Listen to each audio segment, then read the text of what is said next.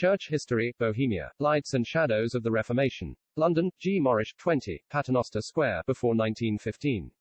Republished by Irving Risch, host of Down to Earth but Heavenly Minded podcast. Indulgences for Bohemia.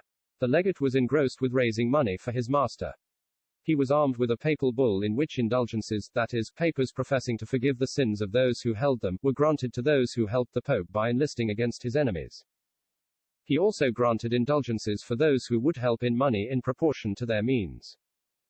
Huss opposed these indulgences, and it was this that severed him from some of his friends in the university, especially Stephen Palitz, dean of the theological faculty, who now and hereafter became Huss's determined enemy.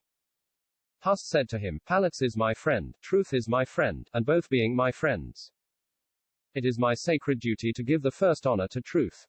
As to the indulgences, Huss declared that by them, the foolish man of wealth is betrayed into a false hope, the law of God is set at naught. The rude people give themselves up more freely to sin, grievous sins are thought lightly of, and, in general, the people are robbed of their property. Far be it, therefore, from the faithful to have anything to do with indulgences.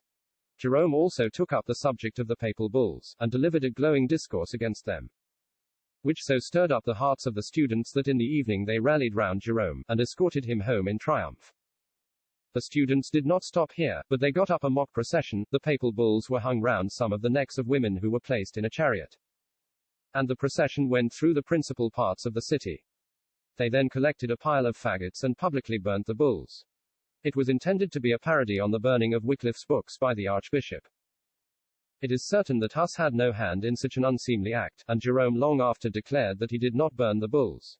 It was proved to have been done by one of the king's favorites.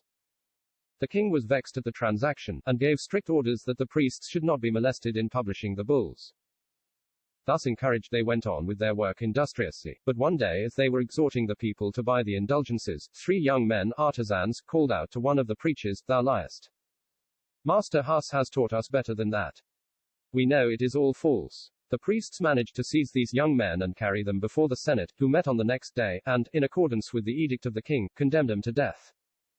Huss hastened to the Senate, and demanded a hearing. 2,000 students accompanied him, and the Senate could not refuse. Huss declared that he looked upon the fault of these young men as his own, and he deserved death more than they. The Senate promised him that no blood should be shed. Believing they would keep their promise, he left the Senate chamber, and the excitement calmed down. The Senate, however, did not mean to keep its word. A few hours later a body of soldiers were brought, and the 3 prisoners were hurried away to the place of execution. It soon became known, and many began to run after the procession. Every moment the excitement and the numbers increased, and, fearing a tumult, the authorities halted before they came to the accustomed place, and smote off the heads of the 3 young men. When the executioner had done his work, he called out, "Let him who does like expect to suffer the same fate." When many called out, "We are all ready to do the like and suffer the same," several, and especially the Beguines, see note, stepped forward and dipped their handkerchiefs in the blood and kept them as relics. A woman also offered linen to enshroud the bodies, and one, attached to Huss, with a company of students, conveyed the bodies to Bethlehem Chapel. With hymns and songs they buried their remains amid great solemnities, under the direction of Huss. Note: Beguine was a term of reproach given to certain pious women, similar to the term Pietist or Puritan. End of note. The 3 were naturally looked upon as martyrs, and Bethlehem Chapel was called by many, the Chapel of the 3 Saints. Had not Huss preached the truth? Had not these young men learnt it? Were they not put to death because they stated the truth? If the truth had really reached their hearts, they were martyrs. It was indeed a dreadful sin for the priests to pretend to sell for money the forgiveness of sins, call it by the name of indulgence or any name you please.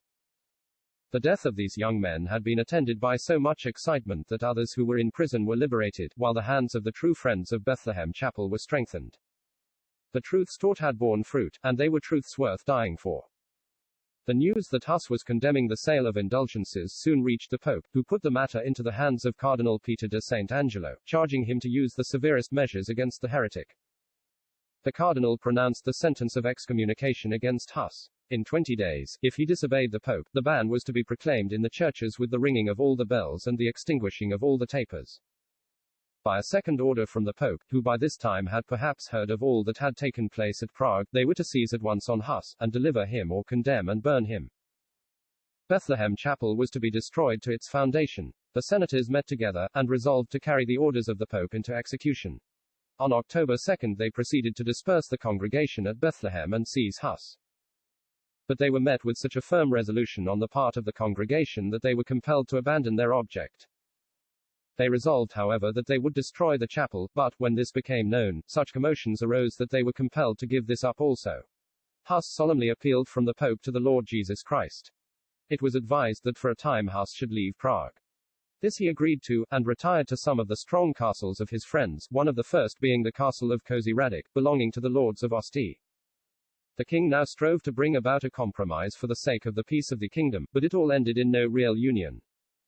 The papal party made the Pope and all he did the ultimate appeal, while the friends of Huss insisted upon the Holy Scriptures. In the meantime Huss was busy studying the word and writing, and especially a work on the church. Huss reverted to the passage, "Where 2 or 3 are gathered together in my name, there am I in the midst of them." There then, said he, would be a true particular church. Christ alone is the all-sufficient head of the church. Then he turned and looked at that which called itself the church, and said, "We may well be amazed to see with what effrontery those who are most devoted to the world, who live most worldly and abominable lives, most distant from the walk with Christ, and who are most unfruitful in performing the counsels and commandments of Christ, with what fearless effrontery such persons assert that they are heads, or eminent members, of the church, which is his bride." Just at that time, as we have seen, John the 23rd was Pope, claimed to be the head of the church, and yet he was one of the most wicked of men. Though in retirement Huss was continually writing to his friends, and ever and anon he longed to be preaching again in Bethlehem Chapel.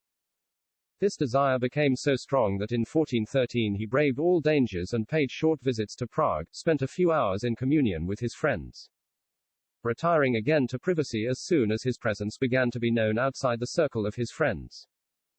To be nearer Prague he came to reside at a castle at Krakowec. There too he began preaching, and numbers flocked together from all quarters to hear him.